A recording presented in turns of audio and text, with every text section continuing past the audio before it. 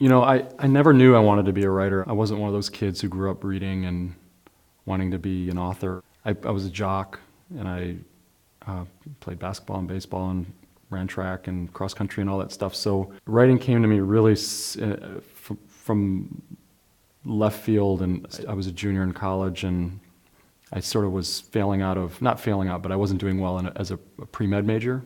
And there was a displaced poetry class that was put in a room near the registrar's office.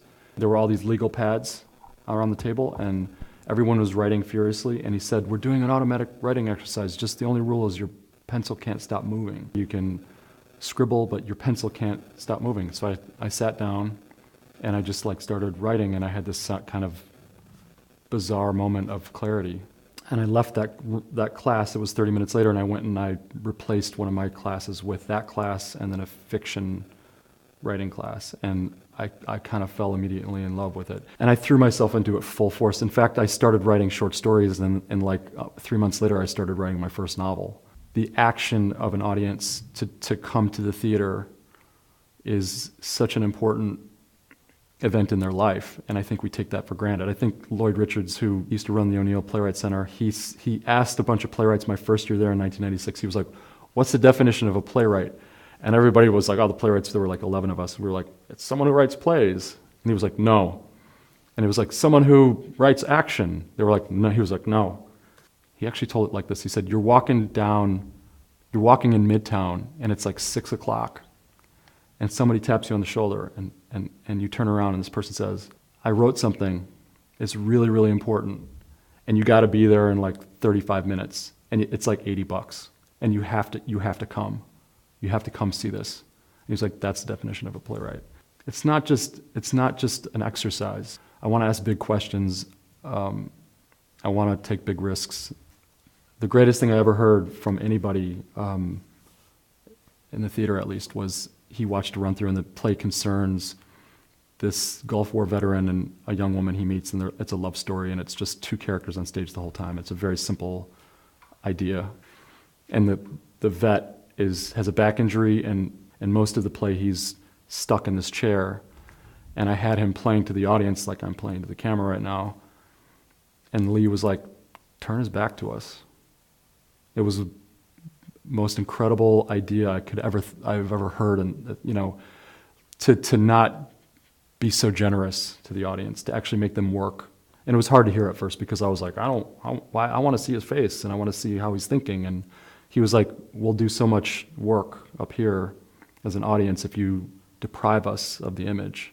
So I started playing with him, with his back to us, and it just opened up a huge amount of possibility for me in the theater, and even the way I thought about my fiction, and the way just to trust your audience more, to not have to sort of spoon feed every piece of information, to trust them and think that they're intelligent, that they will keep looking. And I think that just unlocked a lot for me as an artist. I want them to leave the theater and forget where they park their car, or forget what subway they have. I want them to be fucking blown away. If it's not amazing, then you haven't done your job. And I think for me, this sort of, because it's a luxury business we're in, right? When people can afford $100 for a ticket, or $150 or $200, then I better blow their minds. And that means the storytelling has to be excellent. That means the acting has to be excellent. That means the questions I'm asking has to have to be tough. It has to be as tender as it is brutal. It has to be as funny as it is awful, And if it's not firing on all those cylinders, then I haven't done my job. Red Light Winter is a play about two friends, Matt and Davis, who are in their early 30s, and they take a trip to Amsterdam, and they sleep with the same window whore. And one of them falls in love with her, and she falls in love with the other one, and this difficult love triangle emerges because of it, and all the consequences of that are what the play is about. Matt and Davis were best friends at Brown. They're both 30, 31.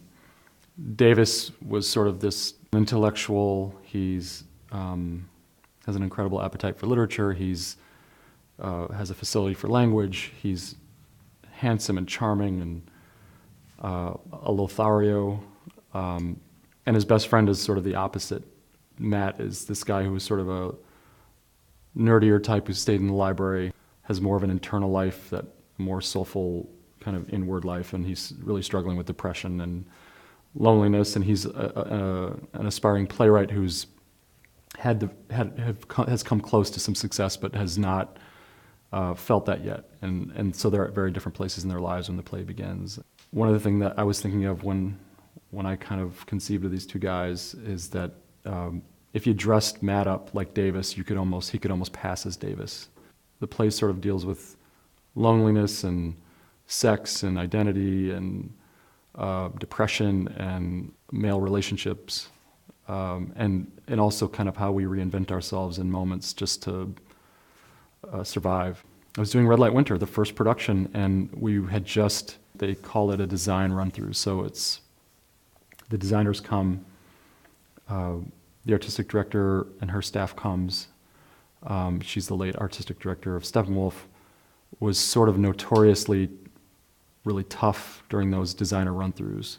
And I had to convince her really hard to let me direct the play. I was really ready for some rough notes. We finished, and I was sitting next to her the whole play, and there was an act break, and I didn't look at her. I didn't want to look at her notepad. She had a yellow legal pad and a pencil, and she was sort of, making shapes and notes and stuff. And at the end, she just tore off the legal pad of paper, and it was like 3 pages, and she folded them up and she gave them to me. She goes, "Here are my notes," and she walked away from me.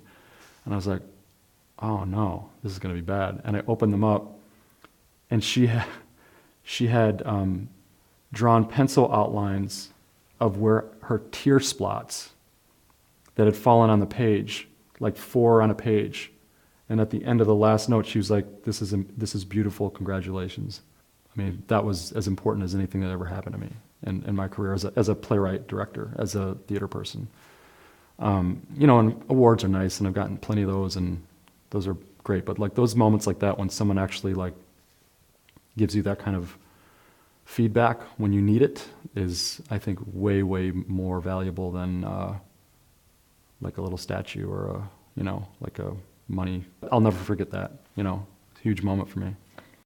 If you watch Game of Thrones, I think 60% of that is actually filmed. A lot of it's VisiFact. It's amazing that we can do that stuff now, but I think that people are going to get hungry for like a human experience again. I think it's going to reverse, and I feel like the theater is going to be a place where people go to again to actually be close to a person. So much of a cinematic experience is, you can get so close to thought because you can push in on a close-up, and you can get so close to the eyes, and with everybody's narrative these days being brought into this, I'm going to stream this, and I'm going to be in my room, and I'm going to watch it on this little piece right here. I think we're going to be hungry again for like sitting in a collective audience with a bunch of witnesses, and they're going to watch this thing happen right in front of them, and they're going to be blown away that it's happening right in front of them, and it's that good. I think kids are going to get hungry for that again. But it's got also, the trick is, our audiences just keep getting older, and how do you get the kids to come in and experience that and not just want to go watch Netflix? There's nothing like going to a live theater and having that kind of experience. I think your work should be so good in the theater that like I should want to rush the stage and save somebody's life, or like prevent them from being hurt, or like help them off the stage, and that's how good it should be. And it's most of the time it's not, because I think we went through a phase where plays were starting to look like TV and film. They were even staged like TV and film, and everything was flat. Everything was sort of on this weird lateral axis. The people who are making really exciting work are like playing with space and playing with, doing things in the round, or playing with the idea of the place happening over here and you have to turn this way to find it. Like that's exciting to me. And I think when we get back to like, I think younger people are going to get hungry for that again. I have a new play that I'm excited about, which is just a two-hander about a Yale professor and a young student that she gets involved with, not sexually, but kind of imaginatively in some ways. And they have this very intense kinship, and he's only 19 and she's in her 50s, and she finds out she's very sick, and then she tries to enlist him to help her die. And so there's a I'm really excited about that one. That was commissioned by Lincoln Center, and I think we're going to do it at Williamstown this summer and then bring it into the city.